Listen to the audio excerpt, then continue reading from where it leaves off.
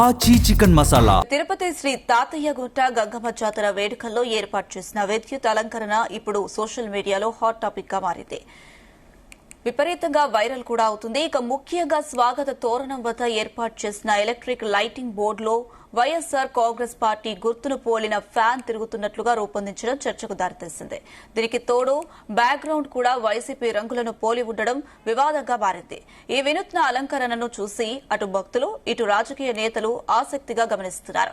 ఈ lighting setup చూసి YCP నేతలు సంబరపడుతున్నారు. ఇక రాష్ట్రంలో మళ్లీ వచ్చేది వైసీపీ ప్రభుత్వమేనని ముందే గ్రహించిన కూటమి నేతలు అధికారులు ఇలాంటి ఏర్పాటు చేశారంటూ వైసీపీ శ్రేణులు ఆనందం వ్యక్తం చేస్తున్నాయి.